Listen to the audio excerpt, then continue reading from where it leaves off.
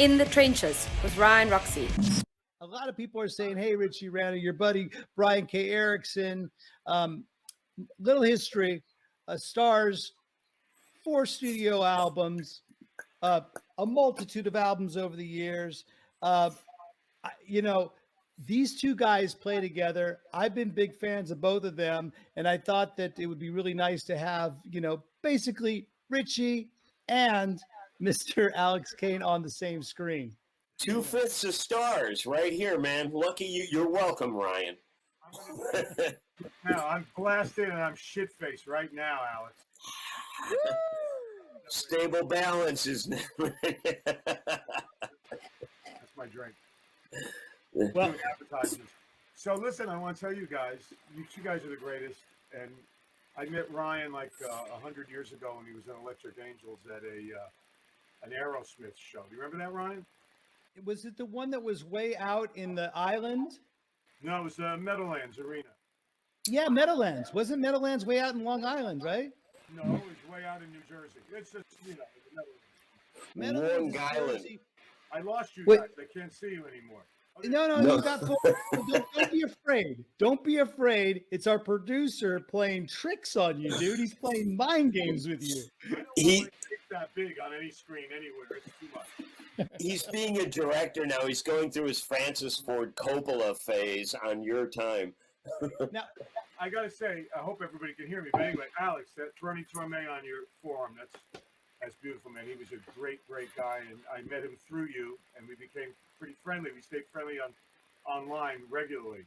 Was that from the birthday bash? Ginger's birthday bash, yeah. Yeah. Okay. Yeah.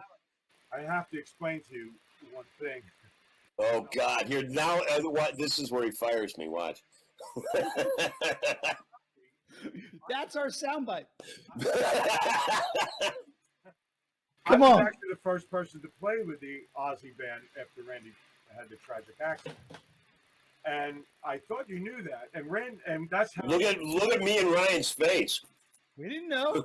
I didn't know. All When right. I met in England, I immediately said, Bernie,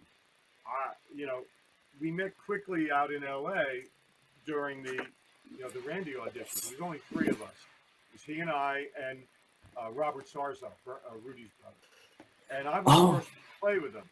And when I got into the room with them, I'll never forget it. Randy was a friend of mine, pretty good friend of mine. I was Randy, That's right. Yeah. teenager when he used to get backstage to Starz shows and come up to me and hang with me, and like him and his girlfriend would just sit next to me and he'd tell me how much he loved Starz, and I just, Randy the kid, he was a nice kid. I didn't know that he played guitar, he Wow. played guitar, but I didn't know he was like going to be the next greatest guitar player that ever lived. I wish The next Randy Rhoads. So these guys that worked for Ozzy, a couple of them knew that Randy was a big Starz fan and stuff, and they called me. Anyway, I went to LA and I played with them, and I'll never forget. They were like, "Oh, we got to actually play music now. We never thought we'd play music again," and they were like really freaked out. So we picked up our instruments, and I said, "Well, these guys are freaked out for good reason." I loved Randy too, So I just started playing riffs, and we just jammed on riffs for like 45 minutes or so an hour.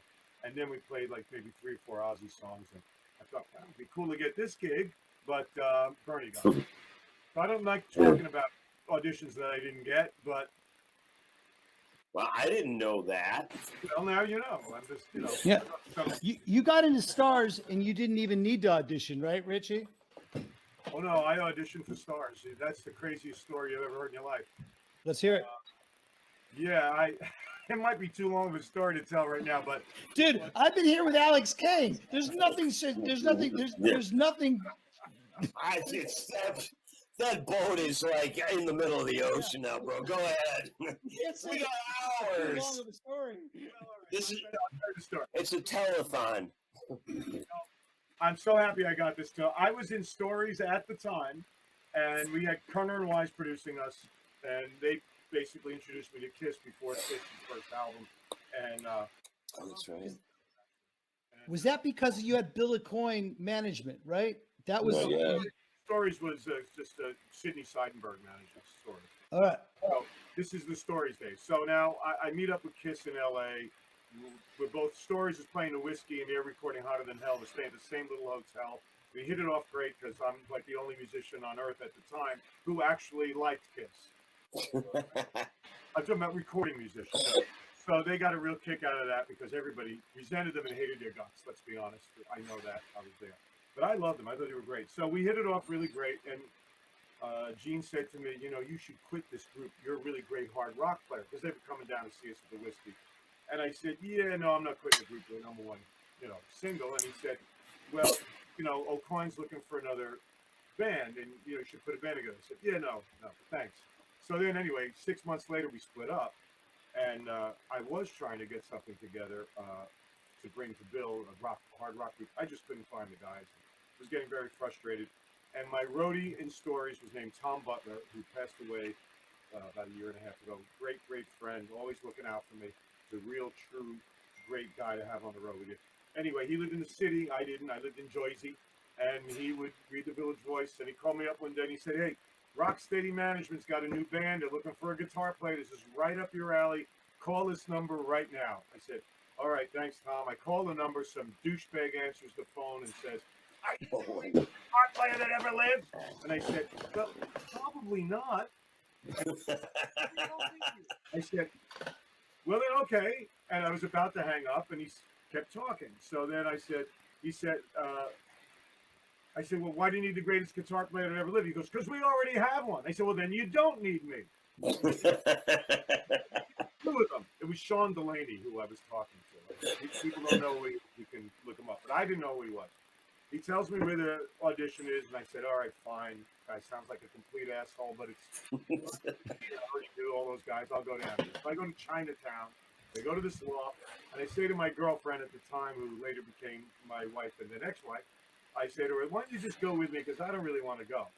And so I got this beautiful blonde girl with me, and I go to an audition, which is really unprofessional and stupid, but I did it anyway. As soon as we walk in the door, Sean says, no girls allowed. I said, well, too late, because we just drove here from New Jersey. So he takes her to some other group. I want to leave. This sucks. And then he's like two guys standing there playing. I like even to this day, like when shit goes down, you're like, Richie, come on, bro. We don't know. Come on, here. Let's talk over here. Like he doesn't take shit from nobody. I think it's the name Richie that does it. I think it's the name Richie. Come on, Richie. Yeah. No, you're absolutely right. It's a thing. It's a thing. Yeah. And it's so funny too, because I wonder, because me and you, Ryan, we're both huge Starz fans, and I don't know if Richie hadn't been in Starz, if that would have been the same band that me and you fell in love with. Well, you know what I mean? True. Yeah, I know that. The reason Sean really wanted them to get another guitar player. They had a keyboard player and a guitar player, and he wanted to lead the band into a more hard rock direction. So they auditioned about 70 guys before they found me. And there were no hard rock guitar players. Wow. And then when I walked in, I played exactly what they were looking for. And then I started writing songs, and the first song I wrote with them went like this.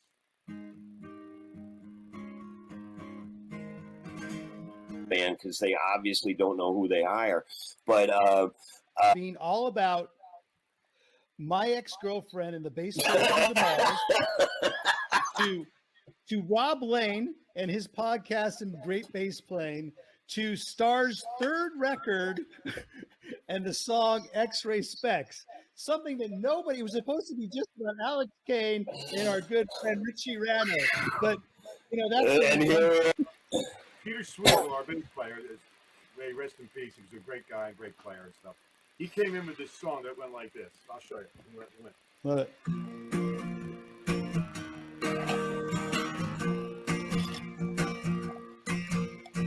I said, what the fuck is that? And he said, I want to call it Hell Bent for Leather. And I said, look, we're never calling a song Hell Bent for Leather, so forget it. That would be super gay, yeah. Good friends with Rob Halford, and they stayed in touch regularly, and he gave that title to Rob, and Rob used it. But I said, well, like that's actually... No, that sucks. This is what we're going to do now. We're going to take those couple of those chords you got when you're like this. And